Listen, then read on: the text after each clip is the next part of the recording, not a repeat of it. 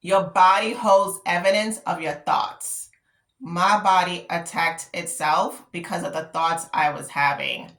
This episode is about showing you how your body and your thoughts are related and they interact with each other. And it is time to declutter your mind and detox. So, in order for your body to heal itself, it's time for some spring cleaning. I came to this realization. I had a breakup, and this time it's not about Charlie. You could check the card about that story. But this guy was after Charlie, and I thought this will end in marriage because we discussed it, and it did not. And I felt defeated. I felt discouraged. I felt maybe marriage is not for me. And I became depressed because I felt, oh my God, if I don't get married now, the possibilities are slim. And the thing is, back then, I was told, oh, when you're successful and you have no kids and you have this independent spirit about you, that it will be hard for you to get somebody who would want a person like you. After that happened, I felt great. My options are slim. I noticed my body, especially my stomach area, getting bigger. And I thought, okay, why you're getting bigger? I'm exercising. I think I'm eating well. What is going on? In case you're new to this channel, I'm a physician associate and I have specialty experience in gastro as well as GYN. Hence some comments about those two sometimes in this channel.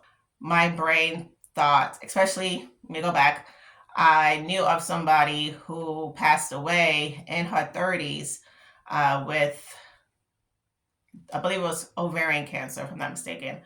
And so I thought, okay, I'm having all these symptoms. This is not good. I need to go to the doctor. Reached out to my former boss, who is a gastroenterologist. Sidebar, this month is March, Colon Cancer Awareness Month. And if you're having any of those symptoms, which are listed right here, please make sure you get it checked. Colonoscopies usually start at the age of 45, but if you have family history, it starts earlier. If you're having any of these signs, it starts earlier. If you have a doctor that you go to who's not listening to you and you have this intuition that says something is wrong, please go to another doctor. Do not listen to this doctor. And so I went to my former boss and he said, okay, we'll do something called a fleximetoscopy, which is a half colonoscopy. In this picture, you will see what a flex sig is. That's the shorthand form of saying that word.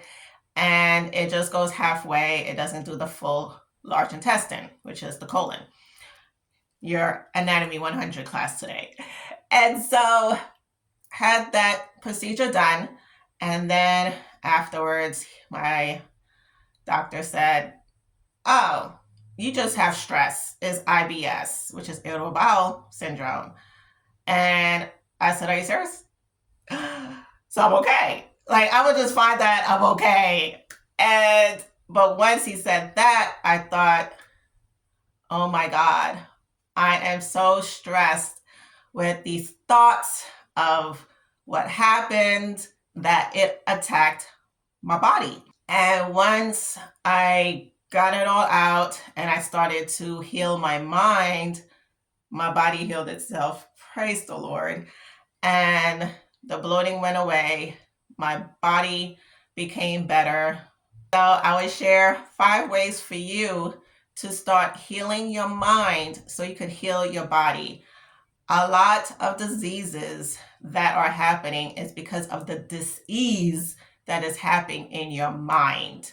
Yes, a lot of doctors, they just give you a pill to take, but for some of us, not all of us, for some of us, the symptoms that you're having with the problems you're having in your body because of the attack that you're doing into your mind. And once you heal your mind, the irritable bowel syndrome or any inflammation issues that are happening, Crohn's disease or anything of that nature, arthritis, those symptoms will start to dissipate once you get rid of the toxic thoughts, the bitterness, the unforgiveness, whatever you're holding onto in your mind, because your body keeps score.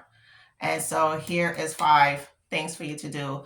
1, if you follow this channel, you should know this one by now. Journal. Get it out. Get it out on a piece of paper. And journal your thoughts, journal your feelings, journal everything that's in your head. Put it on a piece of paper, and that will start the purge. Physical activity. It doesn't mean you have to go to the gym 3 times a week. It means go for a walk, go to the mall, and of course, leave your wallet at home or your credit card at home. And any type of dancing, movement of the body increases your happy hormone, which is called serotonin. And it is important to have physical activity because that helps to increase your mood. Even if you're feeling sad, the serotonin helps you to have your happy.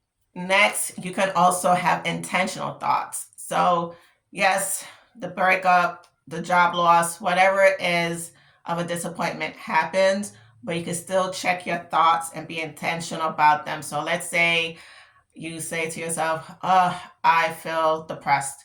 Say, no, this situation is depressing, but I feel happy. I feel peace. I feel whatever that feeling is, opposite from what is going on in the surface, because the thing is, you cannot allow circumstances to define you. You define your circumstances by what your thoughts are of yourself, because this situation, which is bad, does not mean you are bad. So it's important to be intentional with your thoughts and check your thoughts. And you could also do a gratitude journal. And this is for you to do first thing in the morning and at night. So first thing in the morning, thank you, God, for this breath. Thank you, God, I'm able to move my body. Thank you, God, for this comfortable bed. Then at night, thank you that I got home safely. Thank you, God, for the food I ate. Be thankful for the things that are going through in your life. Yes, as I said, you may be going through a disappointment or an event in your life that is very hard and difficult. However, it is important that you have gratitude. Make that an attitude of your heart, because as I said, when you start complaining, being ungrateful, and just having the depression thoughts, those thoughts will go to your gut. Your thoughts and your gut are connected. As I mentioned last week, it is important to have an inner circle that is encouraging and positive. Surround yourself with those people. If you haven't touched base with them, give them a text or a call and say, hey, I'm going through something and I need some positive vibes. I need encouragement.